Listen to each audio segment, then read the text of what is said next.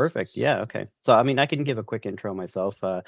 Yeah. So my name's Gobi. I'm based in Toronto. I actually joined WonderFi Labs end of last year, around October. And prior to that, I worked in the kind of centralized crypto exchange space for a company called Newton. I was there for about almost just over 3 years. So I got to do a lot of interesting building on the exchange side, and now kind of switching gears into WonderFi Labs, which I'll get into, but really more focused on Web3, DeFi, and kind of building adoption on that side. So you've been in this game a while, and as CZ would like to say, you practice a lot of safe sex. Yeah, definitely. I think there's like, the early days in the bull run of like 2020, 2021, when I was really getting my feet wet in terms of like DeFi protocols, whatever was around at that time. Everyone gets rugged once or twice, but it was always fun to kind of explore the space, understand, what people are building, who are they building for, who are the users actually using these products, is there utility, is there benefit? And it kind of gave me a lot of ideas on, what direction we should be going. And so I'm very excited to be able to put that into practice at WonderFi Labs. Yeah, that sounds great. And let's get into like WonderFi Labs. Can you tell me a bit about it and like what is WonderFi Labs like long-term goal? Would you say? Yeah, for sure. So just like a little bit of history on WonderFi itself. So WonderFi has been in the space, crypto space, for since 2017. So in crypto terms, pretty long time.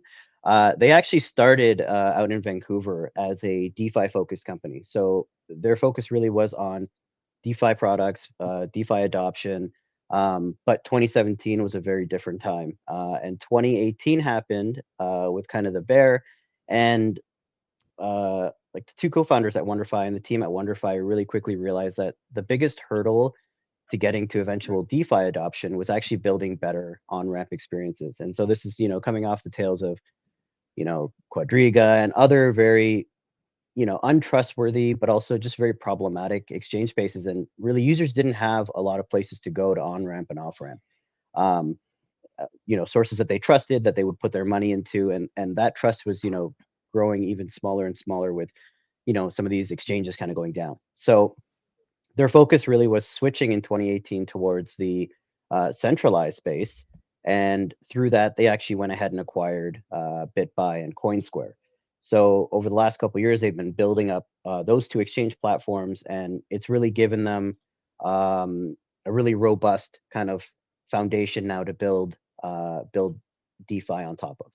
So right now, WonderFi and its two exchanges, over 1 million users in Canada, over $2 billion in assets, user assets that they're managing. And now they're kind of going back to their roots. So WonderFi is kind of going back to, okay, we started as a Web3 DeFi adoption type of company, and that's where WonderFi Labs was kind of born out of. So we're a small team inside of WonderFi. Our labs team is about 10 people. But unlike a like brand new startup with 10 people that, is like, trying to go find funding and have to cut corners to build products just to like test the market. Our labs team is a startup, but inside a much larger organization that has, a lot of experience building in the space, has a lot of expertise that we can rely on. So it's not just 10, it's, every single person inside the exchange space that also has expertise in compliance, finance, custody, whatever it might be. We were able to leverage that. So the labs team's kind of long-term goal really is building Web3 DeFi products that are very seamless to use, very intuitive. I think that's kind of the problem right now in the Web3 space is there's a lot of fragmentation in terms of, um, you know, products that are built for crypto natives, maybe products that are built for users who are just starting their crypto journey, but there isn't a lot of handholding or ability to actually get those users onboarded effectively. And I think we've identified several key problems, and that's kind of where we're building products for. So right now, the focus is on a layer 2 that we're building. We've just released our non-custodial wallet, so WonderWallet. I can give some more details on that wallet, but it's Sorry, my computer is just going to sleep. Okay. Yeah, so WonderWallet is available on Android. iOS is coming very soon. And then we're also building some decentralized applications as well. Samir, can you hear him? Yeah, what's up? Oh, I think You guys still hear I me? think I lost you. Oh, I must have lost you Okay. for a sec. I couldn't have heard you, but I can hear you now. Sorry about Yeah, that. all good. Okay. So just to kind of connect you guys back, so Gabi, you were talking about the WonderFi wallet that is now available on Android, but and also on iOS. Yeah, iOS is coming very soon, like Yep. All within a right. couple weeks. We're just waiting on Apple's Yeah, they're approval pretty process. pretty But slow on yeah, that one. But Matthew, just to catch you up to speed, there you go. Okay, perfect. Thank you. And yeah, I can hear you now. As technical difficulties, I guess. yeah, no worries. It's funny you mentioned how like there's no hand holding. I've met quite a few people that have companies that they literally offer like white glove services for like onboarding and offboarding. And I was like, imagine having a service where like, oh, I help you withdraw your money from a bank, and it's like that's a stupid business plan. So I like the fact that you're trying to ease with that offboarding, onboarding. So hopefully we don't need this white glove service businesses that just to withdraw essentially your money.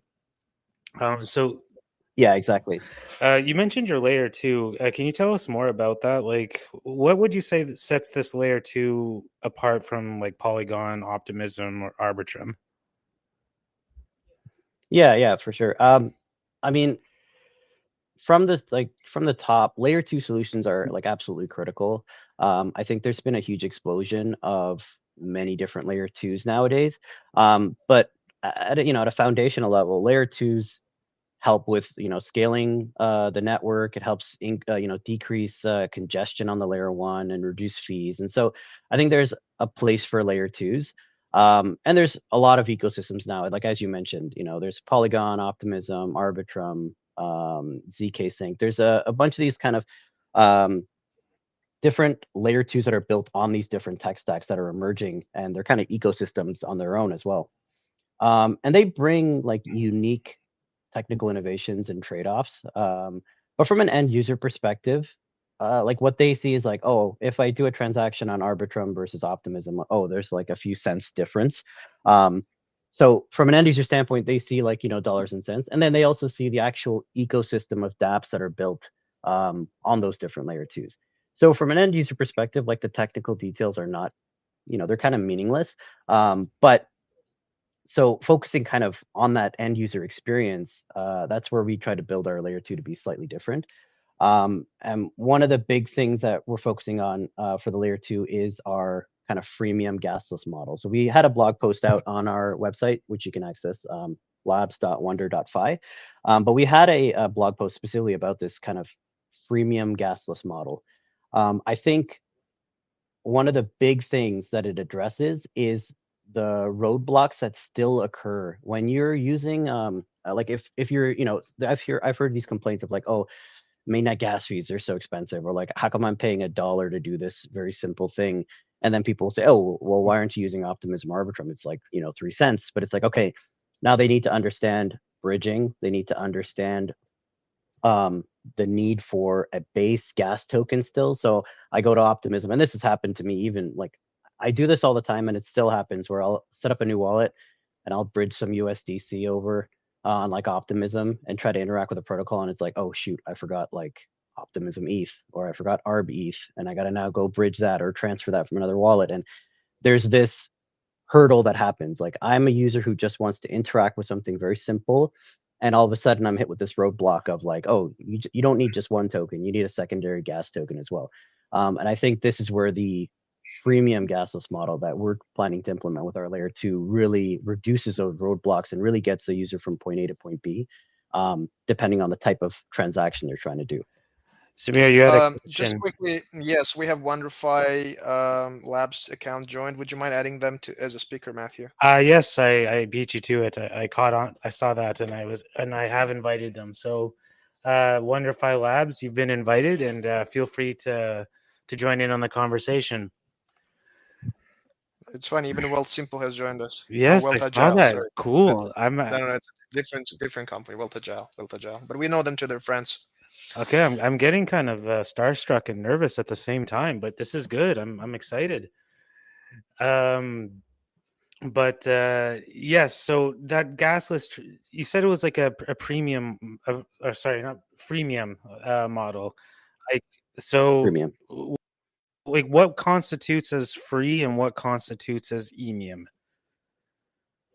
Yes, good, excellent question. So the freemium model kind of looks, the way you'd look at it is like within each block, there's dedicated space or transactions that would be considered free, and those that would be considered a priority fee, where you'd pay something to make that transaction, to ensure that transaction is included in the next block. So when you're exploring dApps, like there's so many dApps out there now, like gaming related, music, DeFi related, but they're all kind of treated equal. And there's a lot of transactions that are not time sensitive. Like a trade, there's slippage, there's a whole bunch of different factors involved that require it to execute, very quickly. But there's a lot of other transactions out there, like a staking transaction or even an NFT mint that's like not like like a drop, but actually just like minting some sort of character for a profile in a, let's say, like a game dApp. Not time sensitive, doesn't really require gas. So we have the ability to basically decide which transactions, not time sensitive, would be considered free. So if you're an end user trying to, let's say, onboard onto, I don't know, some sort of gaming dApp, and the first part is, hey, you get to mint this NFT as your character. Well, that doesn't require a gas fee. That could be considered a free transaction. Whether it executes in 1 second or 10 seconds doesn't really make a difference. And the fact that you don't pay for it to execute maybe 2 blocks or 3 blocks later is not a big trade-off in terms of user experience. So the big thing about this also is kind of the sustainability. So the freemium model, what it does is for users that do pay a priority fee, a portion of that fee actually goes back to a dedicated subsidy account, which then further subsidizes other free transactions. So as users onboard onto certain dApps, maybe complete a few transactions that are gasless, later on when they do like more complex, they get exposed to more complex smart contracts or trading that requires a fee for execution. They have a better understanding of that fee structure. They have a better understanding of what that priority fee is, and they can choose to pay it to have their transaction be included in the next block. So there's a lot of flexibility here from a user standpoint. The other kind of difference is from the developer standpoint, because developers who are developing dApps on our L2 can actually leverage that freemium model as well. So they can choose which transactions on their specific dApp would be considered free versus priority fee. So they can actually control, even like in an onboarding process, how to get users onboarded very quickly using free transactions, and then have priority fee transactions later on that for things that are more time sensitive.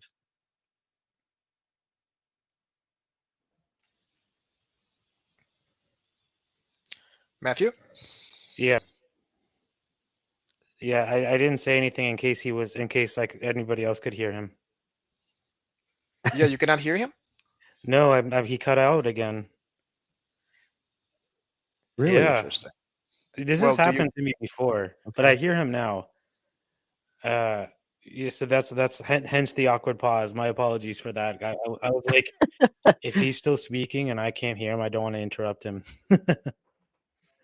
No, no worries. Feel free to interrupt. Like I if you can't hear me, that's I'd rather stop and make sure. Okay. But so I found that really interesting, and I think I can't think of another chain. If Samir, if you know another one, please feel free to correct me. But I don't think another chain is doing that, and that's really cool, especially for like new people. I tried explaining this to somebody else, and they're like, "Why do I need this? Like, why can't I just like send you this like tether?" Because they had tether stuck on I forget, one of those change.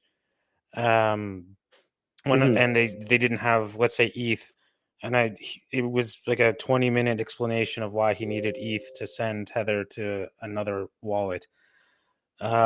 Yeah, and there's no flexibility there, right? Like if I have like if I transferred if I bridged USD to Optimism, and then I realize, oh, I don't have the gas token. You know what? I'm just going to send it back. I can't even send it back No, it's now. stuck. without the gas token, right?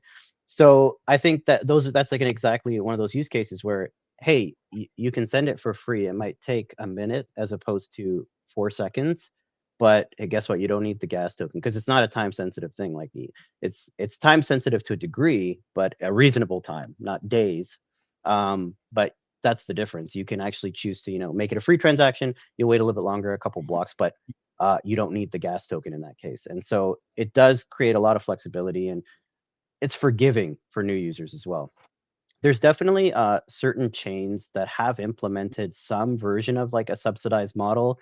There's some chains with wallets where if you're using their specific wallet, then you can have like gasless transactions. Essentially, the chain is subsidizing it, but if you go outside that wallet, if you're going to want to use MetaMask and then just add that layer 2, you're not going to get the same benefits. So I think that's where it's also different with us. It's at the actual chain level. It's not linked to, hey, you have to use our specific wallet to get these advantages. And then the other thing is there are dApps that employ this subsidy model. And usually that's for onboarding, like to try and remove some of the hurdles in onboarding. But it's not a sustainable model because either they're going to pay for free transactions throughout their dApp. They don't have the flexibility to choose exactly which transactions they want to kind of go through the free lane versus the priority lane. So yeah, we're trying, that's the thesis here, is that we're going to try this for both at a chain level, so it doesn't matter what wallet you use, but also to give developers maximum flexibility on this. Yeah, that's really cool. Like, Samir, have you ever done a gasless transaction anywhere? I have not. Oh man, don't even refer to me, brother. This is some tech speak. I'm letting this conversation proceed between you two. I'm just here to see if there's an awkward silence. I will step in. But other than that, I'm just enjoying the flow. Cool. Nothing wrong with that. I saw also you had governance as one of the features. Does that mean there'll be a governance token? Great question. Governance is something we've talked about at length inside of WonderFi Labs, and we definitely think it's something that's necessary to like empower the participants on our network to be able to vote on the future direction of the chain. So it's right now our sole focus is on testnet launch, and that's coming very, very soon, probably weeks away to getting our testnet out.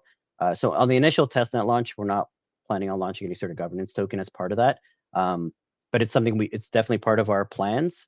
We think it's an important piece for the community to be able to participate in decision making. Like if we want to do protocol upgrades or feature implementations, even this like subsidy model we're working on, like what percentage of fees from priority fee goes back into the subsidy account for future transactions, making that as sustainable as possible. Those will all be done through governance votes. So governance token is definitely in discussion, not with testnet launch immediately. Yeah, I mean, it's very common sort of a launch plan. I found like Arbitrage and Optimism, they didn't have a token either for a long time. Right. But so you mentioned the testnet's going to be launching soon. Is there anything specific you would like users to try out or to just have at it? Yeah. So we're right now like along with testnet launch preparations, we're also working on developer documentation. So we want to make sure that our developer tooling and documentation is all like ready to go when we launch our testnet, so that we can have devs, anybody who's kind of interested and just wants to dig into it and try things out, to have that ready to go. We're planning several virtual as well as in-person hackathons in the coming months. So there's a few events we're looking at, conferences, but also virtual hackathons. Like anywhere anybody who wants to participate, we will kind of set those up. So that's going to be happening we'll be announcing more details about those hackathons in our Discord. I encourage anyone who's interested to join the Discord. That's kind of where we really want to build that developer community. And also, if anybody wants to like help out on projects or they see something interesting, I think it'll be a great way to kind of get involved and meet other people who want to build on this layer too. So yeah, right now there's not a specific list of things we're asking for testing on testnet, but details on that are going to be coming fast and furious as soon as we get our testnet launch out. That hackathon thing that really piqued my interest. Like, it's something that we've been talking about here at Toronto DAO. We can talk maybe more about this later, but I think we'd be happy to assist with that. You know, we've Amazing. got Yeah. some teams we got some team members that have experience hosting some various hackathons here in Toronto. There's quite the dedicated community with George Brown, and you got the Waterloo blockchain community nearby. So tons of local hackers to work on some stuff. Then of course, Amazing. That's music to my ears. yeah, so definitely all developers who are listening now and later on, keep an eye out for that. I know usually these things have like some bounties and prize money, which is cool. Money's always good, but really this is a great opportunity it's the exposure. That's the main prize. And Yeah, the MVP, the minimum viable product, is also the real prize, because after like a weekend you have something barely functioning, right? But it's a good launch pad, and a lot of big crypto projects out there have started from hackathons. So for sure. I Yeah. definitely encourage you to get out there and build. Yeah, I'm hoping also, like, people who like that problem I mentioned, like, I'm sure it resonates with a lot of people in this space, like trying to go and try something out just for the fun of it, and then having these roadblocks that happen. And we're hoping this type of freemium model does, eliminate as many of those hurdles as possible. But if that, vision kind of resonates with you as well as developers, like, I'd love to see some of the very interesting projects that come out of, people leveraging this type of freemium model. So yeah, that's what I'm hoping the hackathon also kind of reveals. Yeah, that'd be. I think that's going to attract a lot of people, because whoever can, create an application or decentralized application, to sort of make it easier for people to join, I think is going to be very successful. So yeah, definitely, get to follow. Do you tweet a lot about on your personal account or WonderFi? Follow both. Follow. Yeah, WonderFi's. Yeah, you can follow me. You can follow WonderFi is probably the one that's doing more of the tweeting. But yeah, you can follow both, and then the Discord for sure. That's kind of our main hub where we want to do community updates, updates on like dev updates. There's a lot of stuff that my team member who's listening there on the WonderFi Labs account, Heather, who's been really doing an amazing job there, really trying to build up that Discord community and Heather, join us, speaker. We need your reach. Don't have to talk. but we're welcome. We're welcome if you want to chime in as well. So, well, you mentioned two products. You mentioned the layer 2, and you mentioned the wallet. So let's talk about the wallets. What are some features about your wallet that sets you apart from, let's say, MetaMask? Yeah, for sure. So wallets are a dime a dozen. There's so many wallets out there. I have, I don't know, maybe 20 or so wallets on my phone myself, like just exploring different wallets, how, they do things differently, how they approach problems differently. So with WonderWallet, I think the approach really was to keeping in mind the user experience, keeping in mind that, hey, we have, over 1 million users on the exchange side who have some exposure to crypto, but they fall into various demographics in terms of like experience with crypto. And so how do we make it very, very easy for these users to take the next step? Hey, you've bought crypto. Now what? What can you do with this crypto? Like, you can let it sit in your exchange account. That's fine. But just like you have, fiat, you put in a savings account or you put in an investment account, there's a whole bunch of things you can do with your fiat. And so people buy crypto right now as a speculative investment, but then don't realize there's a whole other world out there. And so the wallet really was meant to be that bridge. Okay, you can buy your crypto on the exchange. Now you can send it to a wallet. What can you do within that wallet? So we focused on a couple of things.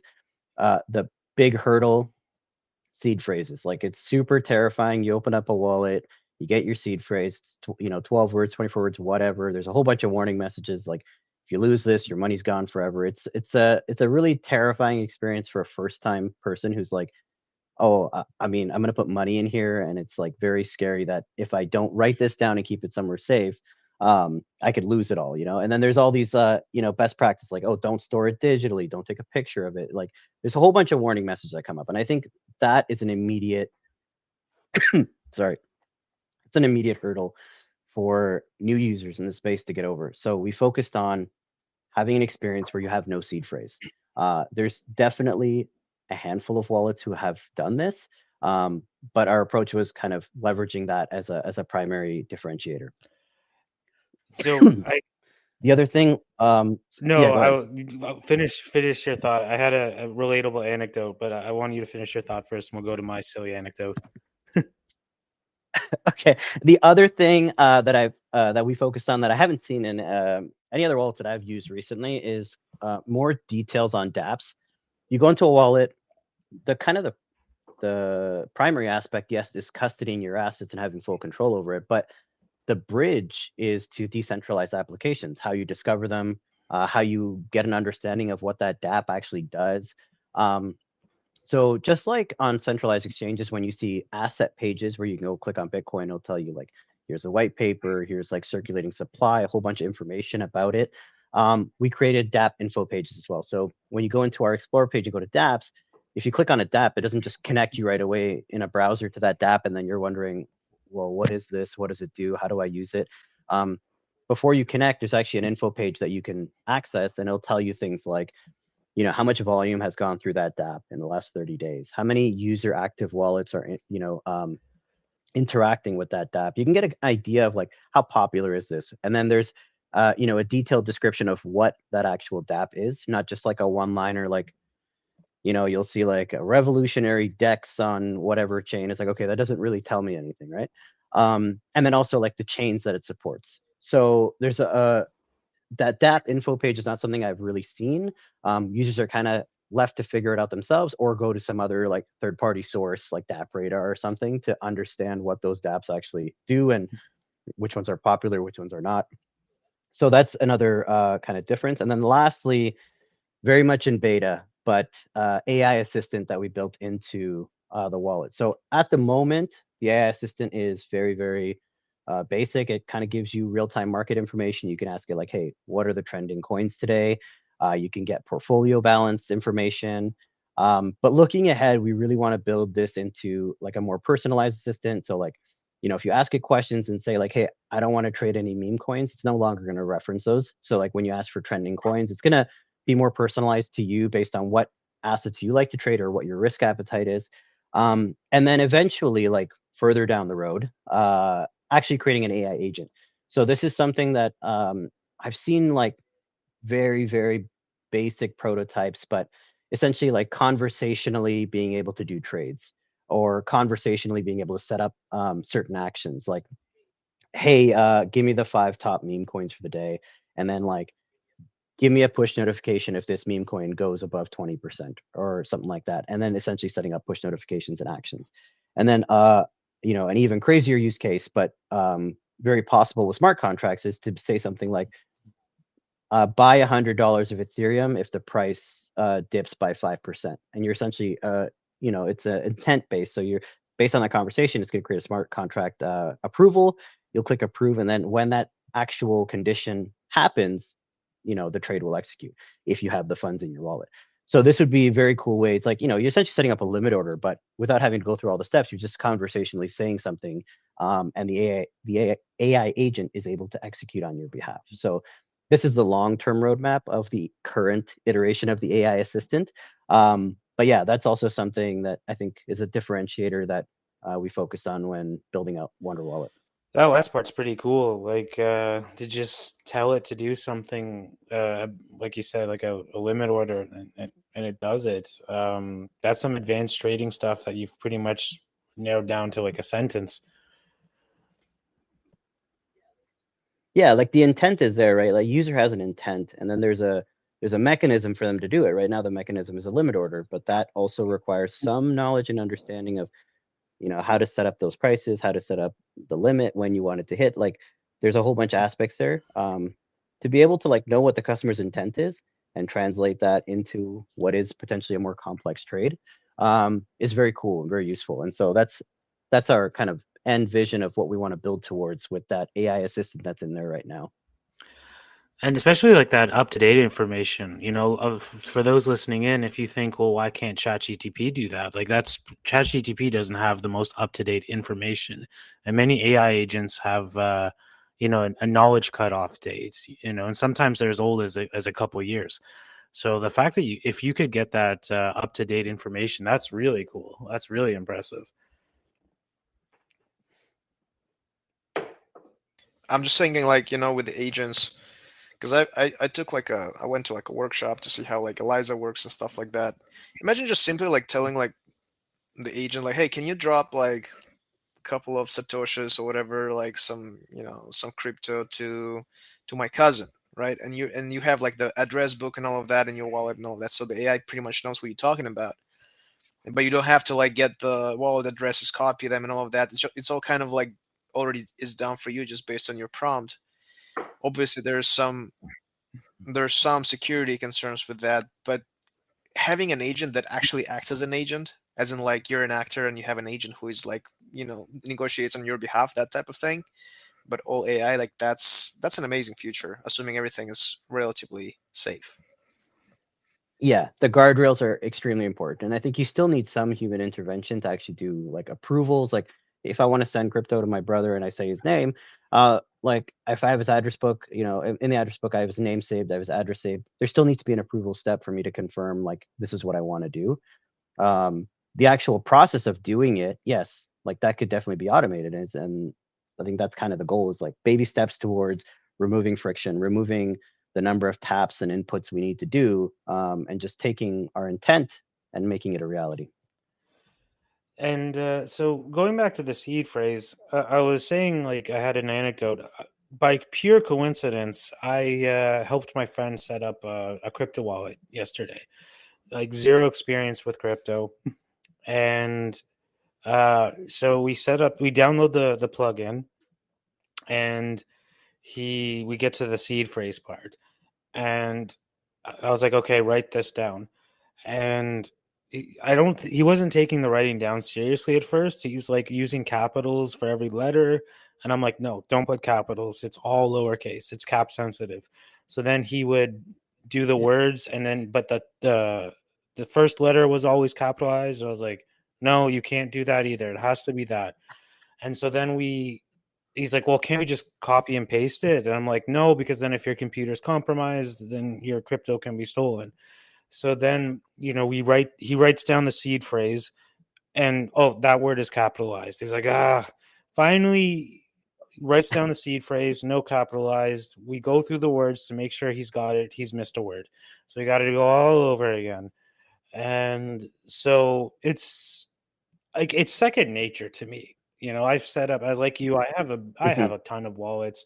You should see the plugin section on my browser. It's almost as long as the screen itself. So that means I've written down a bajillion seed phrases. And obviously with like testnet wallets, I do the copy and paste. But for most people who are new to this is actually quite a barrier to get over. So 100%. the fact that you got rid of this, um, but it also is important, but it brings up the question, how do you recover your wallet if you don't have the seed phrase, right? Yeah, great question. So I should clarify, we didn't get rid of seed phrases. We just have an option. When you set up your wallet for the first time, you download WonderWallet, you're presented with a screen where you basically get to choose your wallet type. So you can go the no seed phrase route, or you can go the traditional seed phrase route. So if something you're experienced with and you prefer to have that control and write it down and keep it safe, and you have your own process and method for that, perfect. You're not forced to use the no seed phrase route. But the no seed phrase route is the recommended one, because our assumption is people coming in are new to crypto, and they're going to choose the recommended route.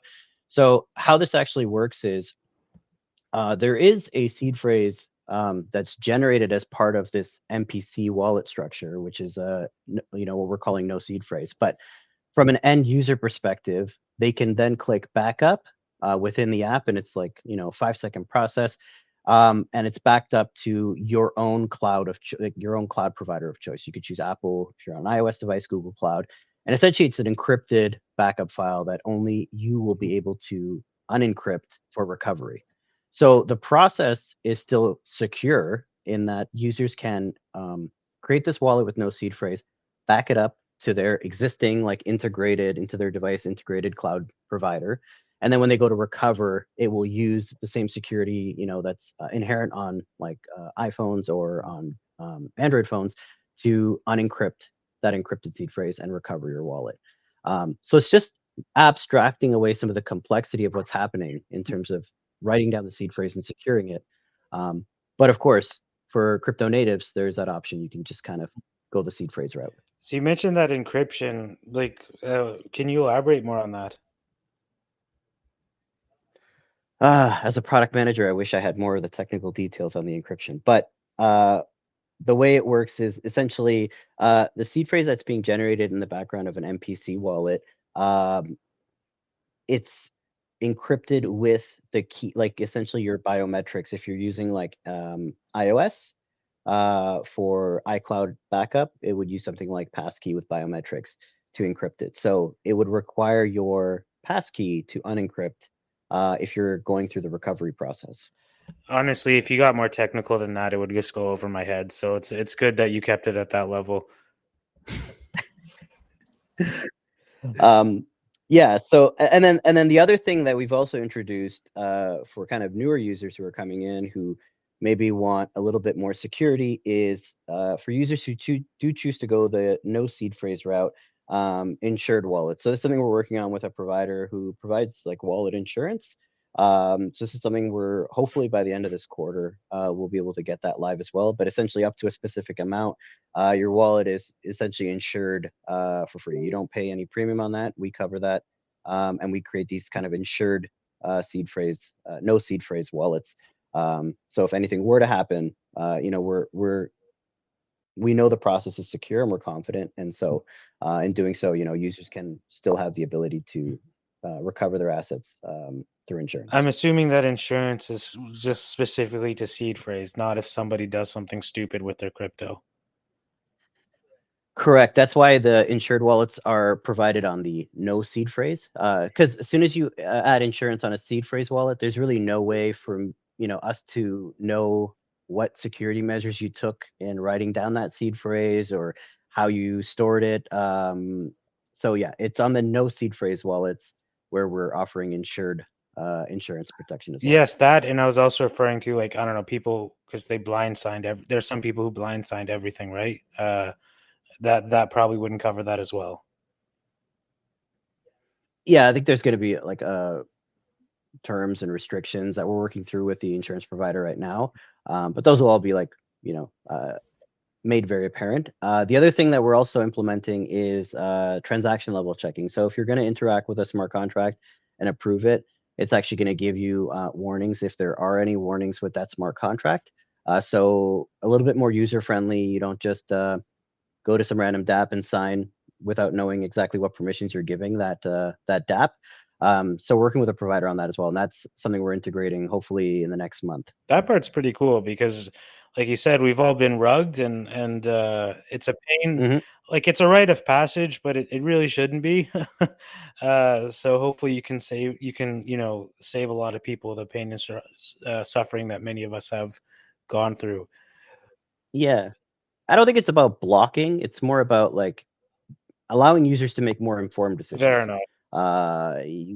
Right. And so it's just like, hey, heads up, this might be a problematic contract. Here's why. And like, here's what it's related to. And you can then decide ultimately, like, I want to take the risk or thank you, no thanks. That's all good to know. And I see Heather's a speaker role. How's it going, Heather? Oh, it's going. Welcome to the chat. Thank you so much for joining us. No problem. So the reason why I called to your attention, because maybe both of you could answer this next question for me. So like, you have the two main projects, but I'm assuming that eventually there'll be more added to the list. Maybe not tomorrow, but in the future. Is that a safe assumption? Yes, very safe assumption.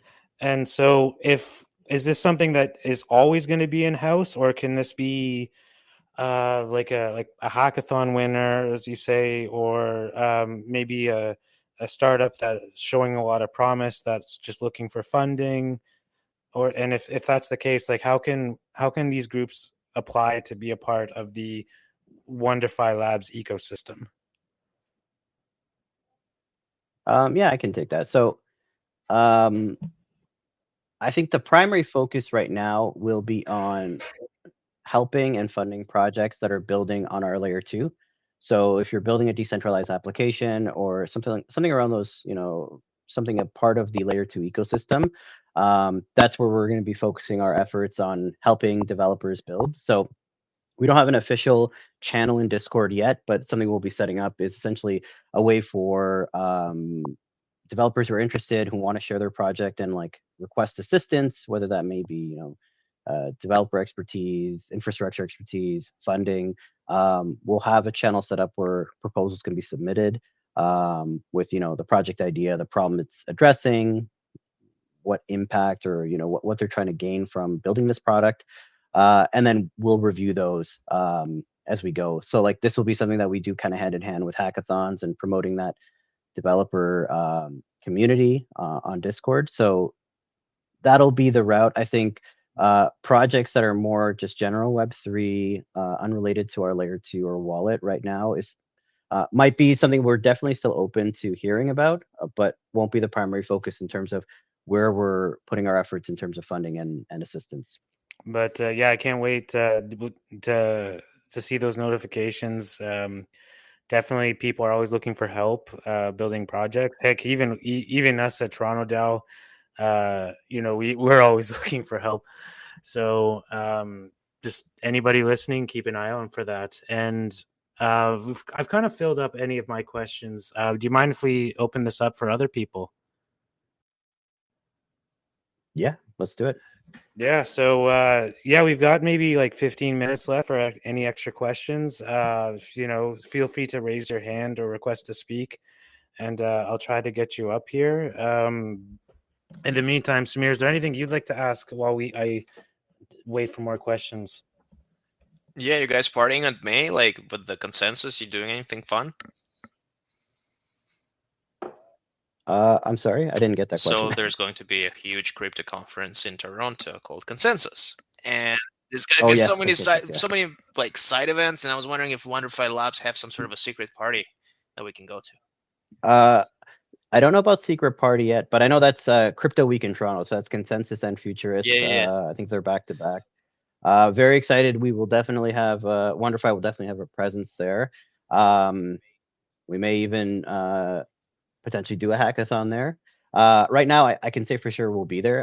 In terms of events and stuff, I'll probably leave that to our team, our team that focuses more on the community side of things. But yeah, I'm very excited for it. I was very lucky to attend Consensus before when it was in Austin, and it's a great conference. I'm very excited for it to come to Toronto and meet a lot of people there. It's unfortunate it's going to be a one and done situation. Like I thought it was here for at least a few years, but it's at least we can get to experience it once here in Toronto. For sure, yeah, it's a really good crypto conference for sure. But Samir, have you heard of any other parties that are going on, or is there anything that people need to be paying attention to?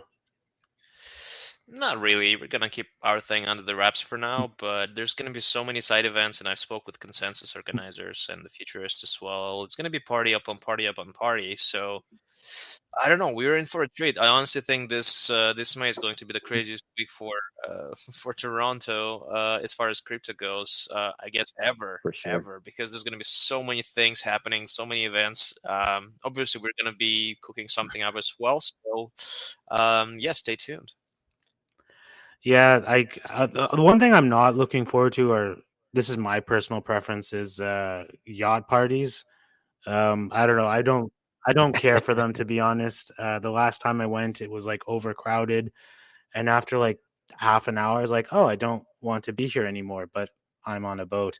And then halfway through, it was like, oh man, how far is the swim? And So yeah, that's the one thing. Don't expect to find me at boat parties, but that doesn't mean other people at Toronto DAO won't take my place. Hey, never say never, because there's a huge chance we're gonna create our own yacht party. Because that was an idea we floated really seriously last time. So Matthew, you might find yourself in an interesting situation. Yes, but the VIP section of the boat party I went to looked really nice. So I'm hoping you give me VIP access if we have one. We'll see about that. We'll see Yeah, about I could that. just see Samir just like having a bouncer like blocking me from getting in. But yeah, it looks like we don't have any extra questions. Is there anything else you'd like to talk about that you don't think we've covered? Not really. I just want to, thank Toronto DAO. Thank you guys both for having WonderFi Labs on and inviting us to speak on kind of what we're building. We're super excited. I'm a little bit sick, so maybe it doesn't show my voice, but we are super stoked to be building the things we're building, and it's such an interesting time right now in crypto too. So it just feels like everything is kind of aligning. One thing I do want to call out is the feedback from the community is super, super important.